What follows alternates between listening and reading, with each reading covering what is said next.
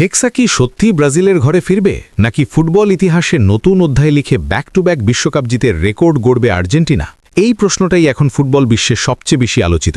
স্ক্যালোনির হাতে গড়া আর্জেন্টিনার জাদু কি আরও একবার বিশ্বমঞ্চে ঝলমল করবে, নাকি দায়িত্ব নিয়ে কার্লো আনচেলোত্তি বা নতুন নেতৃত্ব ব্রাজিলকে দেখাবেন এক নতুন রূপ, এক নতুন চমক? বিশ্বকাপ জয়ের দৌড়ে শেষ পর্যন্ত কে থাকবে এগিয়ে, আর্জেন্টিনা না ব্রাজিল? এমন সব প্রশ্নের উত্তর খুঁজতেই আজকের এই প্রতিবেদন। কারণ সময় কিন্তু দ্রুত ফুরিয়ে আসছে। বিশ্বকাপের আর বাকি নেই 5 মাসও। এর মধ্যেই চূড়ান্ত হয়ে যাচ্ছে দল গঠন, কৌশল আর প্রস্তুতির শেষ ধাপ। আর ঠিক এই মুহূর্তে বিশ্বকাপ জয়ের আলোচনা শুরু হলেই ঘুরে ফিরে আসে দুইটি নাম, আর্জেন্টিনা ও ব্রাজিল। ইতিহাস, ঐতিহ্য, বর্তমান ফর্ম আর ভবিষ্যৎ সম্ভাবনা সবকিছু মিলিয়ে এই দুই জায়ান্টের তুলনা এখনও ফুটবল দুনিয়ার সবচেয়ে বড় বিতর্ক।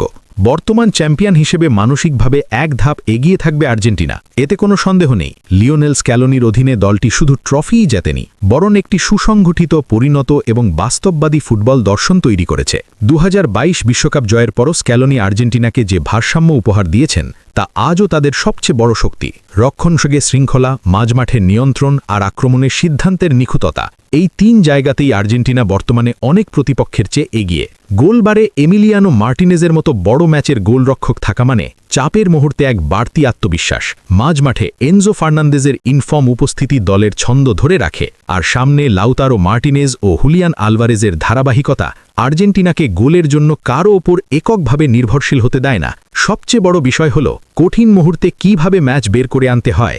এই অভিজ্ঞতাটা আর্জেন্টিনার আছে, যা বিশ্বকাপের মতো টুর্নামেন্টে সোনার চেয়েও দামি। তবে সবকিছুর মাঝেই কিছু প্রশ্নচিহ্ন থেকে যাচ্ছে।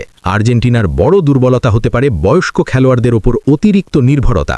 বিশেষ করে লিওনেল মেসিকে কেন্দ্র করে আক্রমণ সাজানোর প্রবণতা দীর্ঘ ও ক্লান্তিকর টুর্নামেন্টে ঝুঁকি তৈরি করতে পারে। মেসি মাঠে থাকলে দল উজ্জীবিত হয়, প্রতিপক্ষ ভয় পায়, কিন্তু কোনো কারণে তিনি না থাকলে বা পূর্ণ ছন্দে না থাকলে আক্রমণের ধার কতটা থাকবে, সেই প্রশ্ন এখনও পুরোপুরি মেটেনি। এছাড়া কয়েকটি পজিশনে স্কোয়াড ডেপথ নিয়েও সংশয় আছে।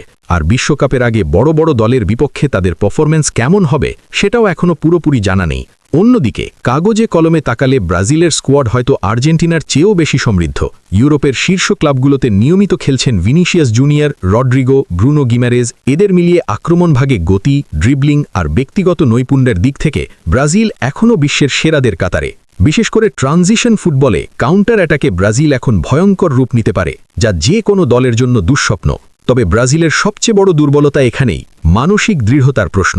সাম্প্রতিক বিশ্বকাপগুলোতে বড় ম্যাচে চাপ সামলাতে না পারার ইতিহাস তাদের পিছু ছাড়ছে না। কোচিংয়ে ধারাবাহিকতার অভাব, পরিকল্পনার ঘন ঘন পরিবর্তন এবং দলগত ঐক্যের ঘাটতি অনেক সময় তাদের নিজস্ব ছন্দ ভেঙে দিয়েছে। তারকার ভরা স্কোয়াড থাকা সত্ত্বেও সংকটময় মুহূর্তে কে সামনে এসে দলকে টেনে তুলবে, এই নেতৃত্ব সংকটই ব্রাজিলের সবচেয়ে বড় প্রশ্নচিহ্ন। বিশেষ করে নেইমার ও অভিজ্ঞ ডিফেন্ডারদের অনুপস্থিতিতে এই নেতৃত্ব ঘাটতি আরও স্পষ্ট হয়ে উঠতে পারে।